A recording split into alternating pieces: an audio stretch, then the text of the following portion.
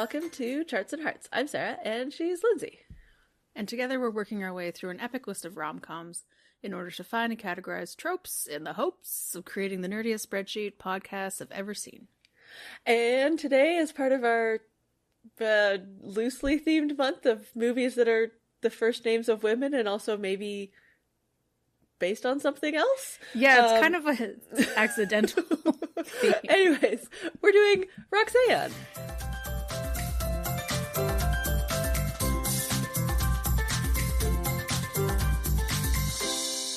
Hooray! Oh. Yeah, it's weird that classic. We came up with this really, really weird theme, and then we started doing it, and I was like, wait a second, these are all adaptations. Yeah, because our first one was Emma a couple weeks ago, and then our Patreon is Clueless. Yes. Yeah. Yeah. Anyways, yeah, Roxanne. Oh, I had not seen this in a very long time. Me either. I remembered very little of it. Mm-hmm. I am glad that it was not bad. Yeah. In the way that 80s movies are cringe. Yeah, times. it was a little cringe, but, like, it was fine. Yeah. Yeah. There was no, like, terribleness. There was no gay panic or R words or any of that shenanigans, so that's a bonus. Yeah, and it was mostly silly. It was kind of boring in some places. Yeah, I agree. But, like, Daryl Hannah's amazing. Steve Martin's good in it, and yeah, it was fine. Should we do a quick plot summary? I feel like it's based on Cyrano de Bergerac, which is a person and also a play. I looked it up last night because I was like, I kind of know this, but I don't actually. Well, yeah, it's a play about a person. Yeah, which I don't think I knew. I think I knew that either it was a person or it was a play. Yeah, anyway, it doesn't matter. So this one's named after a person. Yeah. And the play, anyway, is basically this story. The woman's even named Roxanne, which I also didn't know. Oh, he had a big nose. There's a painting in the Wikipedia. It was just a normal big nose, not a big nose like this. Yeah, not cartoonish. But apparently that made him sad in the same ways. And then this situation basically played out. Mm-hmm. Yeah, just in the, like, early 1400s or something. 1400s? I don't He was know also like a good guy. Like, there's a lot of quotes from Steve Martin in the IMDb trivia about the adaptation because he wrote this and produced it and started it. But so there's a lot of quotes of, like, they wanted to do this, but obviously they had to make it modern because most of the time in the play he's just, like, sword fighting and, like, rescuing women or something. I don't know. So yeah, doing 1400s things. Yeah, exactly. But yeah, so that's the whole thing of, like, he was a very romantic writer, and he did it for his friend. Yeah. For a girl that he liked. Yeah, so basically, there's the, he falls in love with the girl, and then a colleague comes to town. They're all firefighters in this small town, and the colleague also likes the girl because she's Daryl Hannah and gorgeous. But the other guy is, like, super shy and can't talk to women, but is very attractive. And so they, like, basically pretend to be one person with, like, the letters written by Steve Martin. Yeah, and the, like, physical stuff is the himbo guy. Yeah. And then it all kind of falls apart, and then it turns out good, and they get together at the end, obviously. Yeah, basically. Yeah, okay, so, observations. Yeah, so this was filmed here, which is always fun. Mostly in Nelson, which I'm glad I looked up, even though then the fire department building said Nelson Fire Department, so I could have guessed it anyway. It was also filmed a bit downtown. Yeah. And also in Anmore, and which was in 1986, so this is the story about how I was almost in this movie, and I met Daryl Hannah. Yay! But I was 2, so I don't remember. But it was the scene where they're not actually Steve Martin was doing acrobatics. Oh, yeah, like flipping up onto the house or whatever. Yeah, and then we had to leave because I was singing. Yeah, fair enough. And they couldn't have that apparently in the film. Rude. Anyway, such a fun story about living in this city. Woo. Indeed. Yeah, so Anwar's like a teeny tiny town. It's like a suburb of a suburb almost. It's not even I think it's a township now. Yeah. In It was, like, 1986, unincorporated. it was like nothing at all. like- Like definitely too small to play the small town in this. Yeah. Yeah, so that's why they needed to go to an actual small town, Actual which small is town, like yeah. a 10-hour drive away. Or Yeah, more. Nelson. I don't know. I'm like, they passed a lot of small towns. before to I know, get but to Nelson is but- really cute, and they both have It that is. same sort of like mountainous thing. Yeah. And, yeah. But it's also big enough that like a film production could be Yeah, there. could be in there. Yeah. Yeah, so that's fun. And then so we've talked about Steve Martin and Daryl Hannah, and then the sort of third protagonist is played by Rick Rossovich, who, oh man, he's such a himbo. Like He is, and so I was like, I know who. Like when I was the credits, I was like, I know his name. yeah, And then as soon as he showed up, I was like, oh yeah, Top Gun. But then I Yeah. remembered because I looked, and he was in ER. yes, yeah, he was Carol's asshole boyfriend at the beginning. Yeah. Like good times, Yeah. good times, And Rick then- Rossovich. Yeah, he's been in like so many things, like Oh, all yeah. of the 90s things, basically. He's very nice looking. Yeah, he kind of in a I don't know. Top Gunny kind of He's way. played lots of like military. Yes, he's got that Yeah, jaw and hairline yeah, shape. yeah, for sure. There's some other people in it, but like Yeah. Oh my God, what's his name? Fred Willard. is yeah, there. Fred Willard, Shelley Duvall plays like the Yep, so random. Roxanne's friend. And the guy whose name I don't know, who's a dick, and he's in everything. This was his first role. Good describing words, Lindsay. But Yeah, you would know who it was if you saw his face. He's got like a pointy nose and bald, but like a really round head. Not bald, balding. With the dark hair was the guy in the movie who was wearing the dead coat all the time. oh, Kevin Nealon.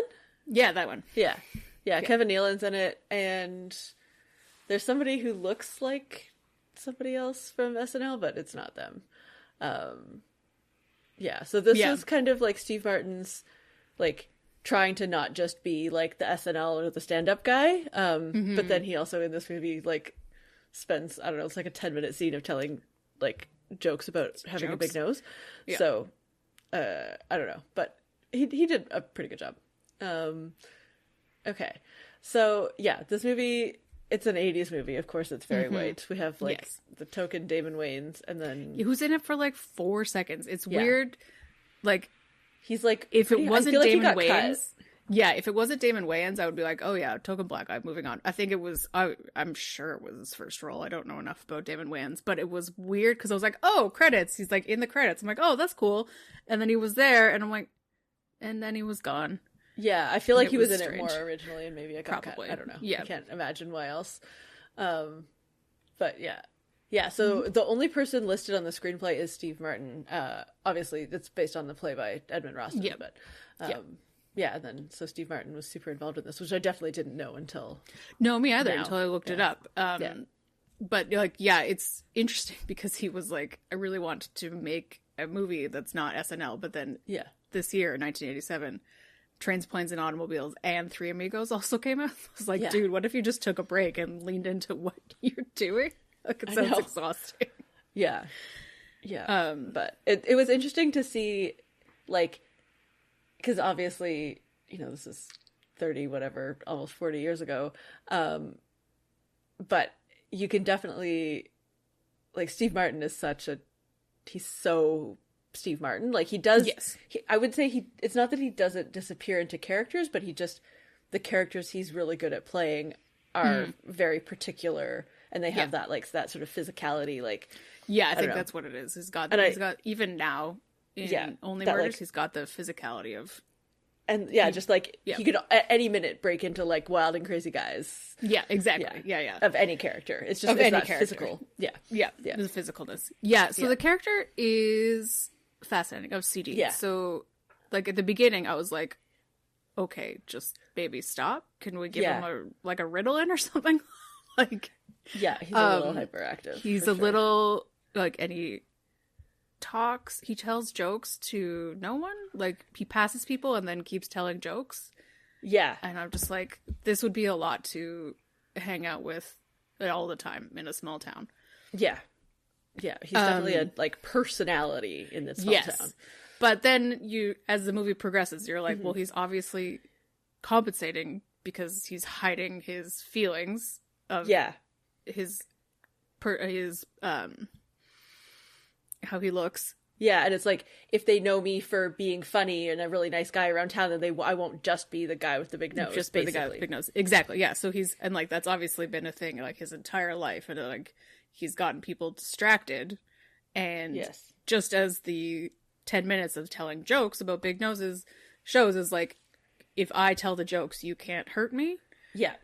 So there's all of that. But then the other side of that is that he's incredibly competent. At the beginning, when he like goes to rest to unlock Daryl Hannah's door, and there was something else, and I was like, oh, when he like sniffs out the fire in the barn. Mm-hmm. Yeah, and this little things. He's like super competent. He like he's very open with his feelings to very few people. Like, he's got good friends who he's like, with Shelley Duvall, he has these amazing conversations about his insecurities, of being like, what woman would ever love me? Yeah. With this thing and all of that stuff, and he talks to his doctor about it. So yeah, it's a very fascinating character, because like, on the surface, which is the point, he's almost like, please stop and just like shut your mouth and take a nap or something. But then as you go on, he's a fascinating character who has all these things and doesn't know, and just wants like this basic thing. You know, he's just like all the 20-somethings in Hallmark movies. He just wants love, but he actually has more complexities than most characters. Yeah. Yeah, no, he's a really good character. Yeah, which then is really disappointing, because Roxanne is nothing. Yeah, she's pretty flat. I mean, it's like, she has like a quirky interest. She's an astronomer. But it's like, it's treated as like cute and quirky, not an actual career. Which is interesting. And yeah, some of it is the movie treating her like that, and a lot of it is a lot of the characters treat her as just like a beautiful object. Yeah. But it's the movie isn't calling that out all the time. It's very like, well, yeah, of course everybody wants her. She's gorgeous. It's like, yeah, she can be more than that.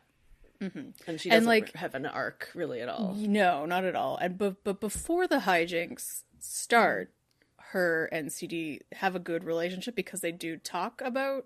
It's one of those things of like, he's like, well, she could never love me, so they have a good relationship, because there's none of that. Like, he's not projecting that onto her. It's being just a dude. They're just being friends and neighbors, basically. Yeah. And then I don't know, his letters when he's pretending to be, what's the other character's name? Chris, yeah. When he's pretending to be Chris. Rick Rossovich. My notes. Yeah, so yeah, when he's writing letters as Chris, it's like way too much. Mm-hmm.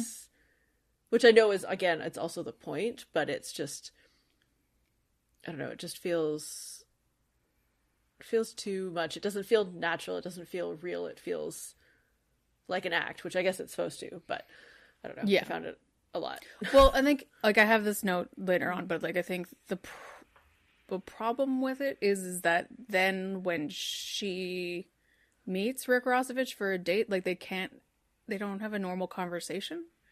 Yeah. And like, obviously it's funny on his end, because he's getting like words from Steve Martin in the van and all of that stuff, but she's like they meet for the first time, and the first thing she says is like, tell me something romantic like you wrote in your letters. And I'm like, that don't you know how to have a conversation?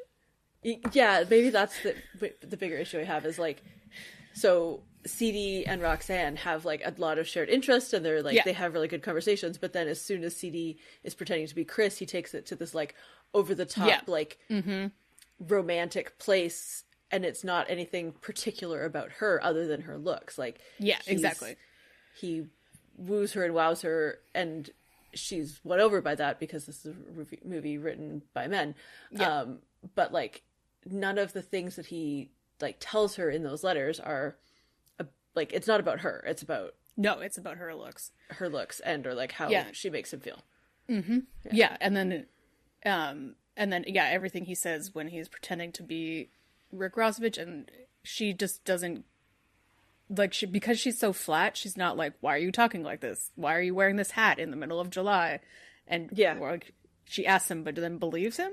And because he's like, I am a hunter, I'm hunting you. And I would have been like, get the fuck out of my house. Like, what is that?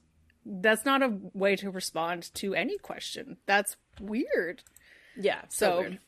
And just like, I wish that they made it better, but then of course the hijinks wouldn't have worked because if she was able to have any kind of radar about something being weird, then it wouldn't have worked. Exactly. So it's just frustrating that it had to be the woman. Yeah. Yeah, and then he slut shames her. So yeah, which is not great. He's also a little bit stalkery with the like breaking into her house to I don't really know when he like hides behind the door and stuff. It's like don't love it, and just like the spying on her. Yeah, it's just... and then and just the toxic even from Chris of just like I want to be with her and but I don't want to put any effort into it. And then CD being like, I'm in love with you. I wrote you all the stuff that wooed you, and therefore, like you should be mine. Won you. Yeah. Like I was nice to you, so therefore I deserve your affection. And then there's also the whole like there are some people in the town are really nice and supportive of CD, but some people are just really, and it's all guys are like just really toxic about it. Yeah, I feel like if like because it's a tourist town, I feel like those people are supposed to be shitty tourists. Maybe. I don't know if that tracks, but that's kind of how I felt about it. Okay. Yeah, maybe. But I don't know. Should we talk tropes? Yeah.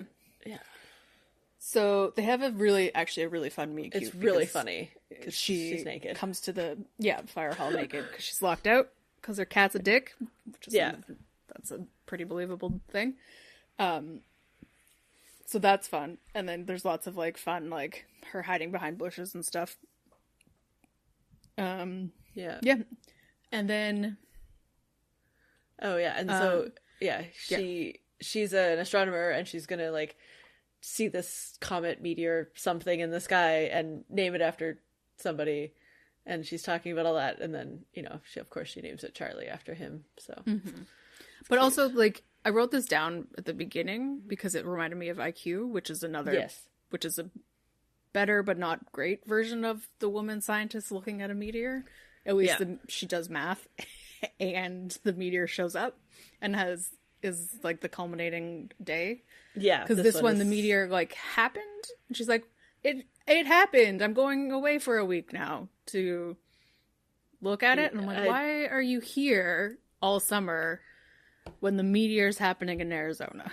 Yeah, and also, I mean, obviously it wasn't meant to be Nelson, but like, no, the northern hemisphere in the summer is not a great time for stargazing because the nights are short.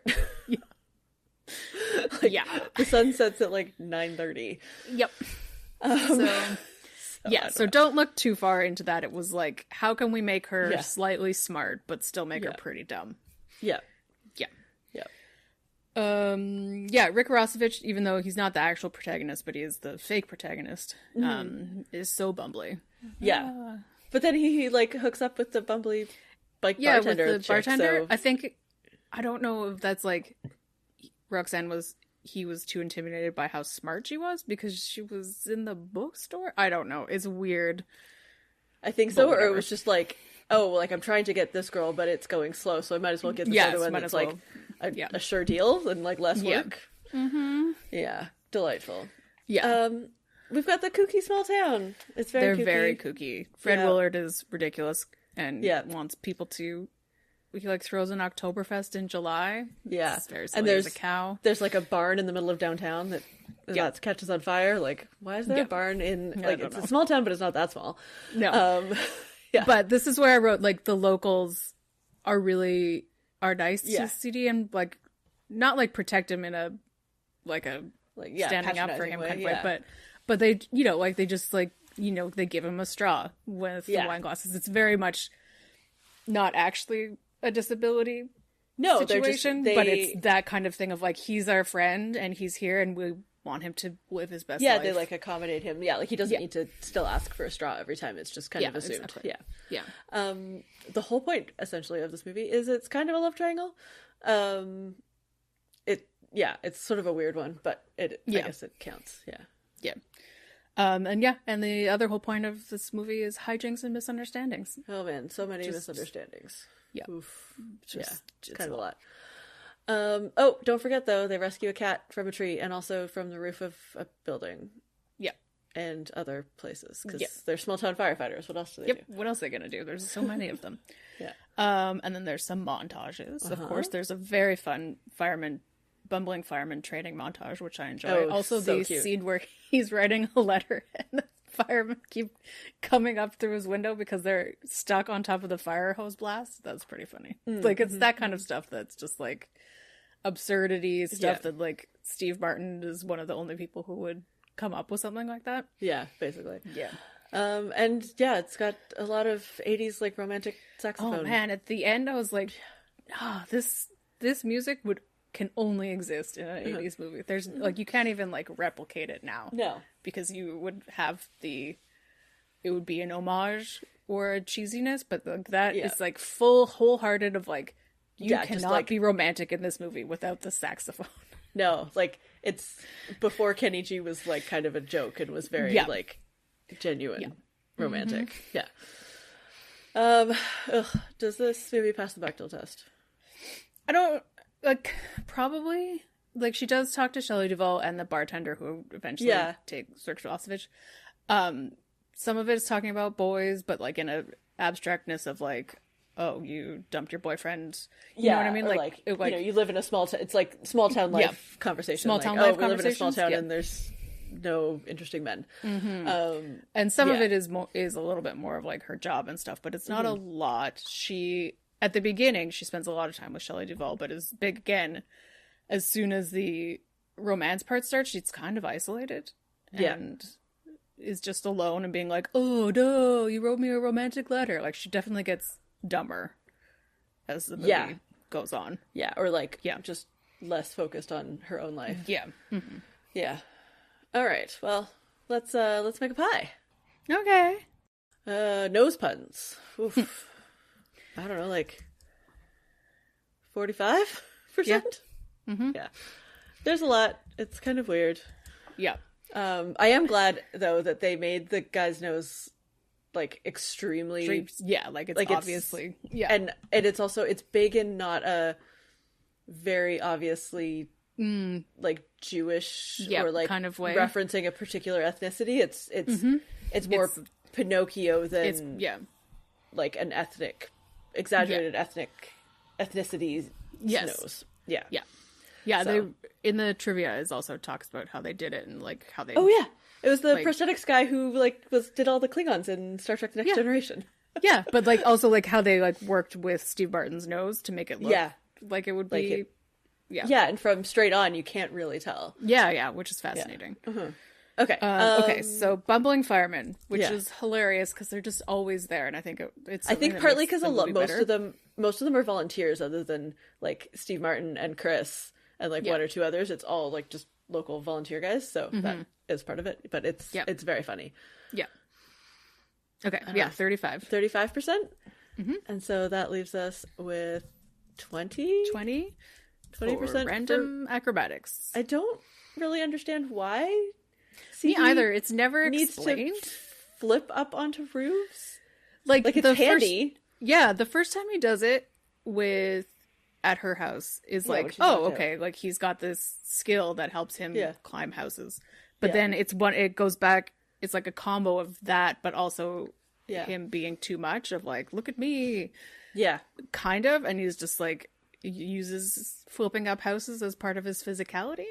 Yeah, and it's kind of like, I don't know, it reminded me a bit of like Robin and also Hawkeye, both being ex-circus performers and then using their like circus performer skills in superhero world. It verged on that for me. It was a bit weird. Yeah, and like thinking about like the part where he and Rick Rossridge are trying to talk while they're at Roxanne's house, and he keeps like flipping up the house, and I was like, maybe if you didn't spend all your time flipping, you'd actually get up or down faster, and then you would be able to tell this man your secrets. Yeah. It's anyway. Interesting. Yeah. Lindsay, what's next for them? This is my other problem of this is like, there's she finds out, and they have the argument, and he slut shames her. Yeah. And then, like, an hour later, she's at his house and is like, I realized that I actually love you. Yeah. I am also meh. Like, I think they're cute, but I just don't care. Yeah.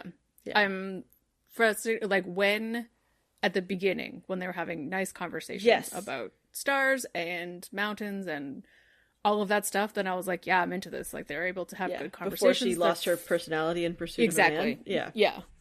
And, I was like, maybe if she was able to be mad for, like, another day and actually go through an emotional arc of, like, forgiving him. Yeah, exactly. And then, Lindsay, what's next for us? Oh, it's good times. Well, it's some good times. Full also of toxic masculinity, but they're so dreamy. It's another 90s movie, obviously. It is another 90s movie. It's Sabrina, 1995. Oh, man. Full of swoony times. Sarah accidentally watched half of it yesterday. No, I watched instead like of this 20 movie. minutes of it. Not that long. She'd like just gotten to Paris, so not too much. So it's not that bad. No. Good times, though. I'm excited to watch it. Indeed.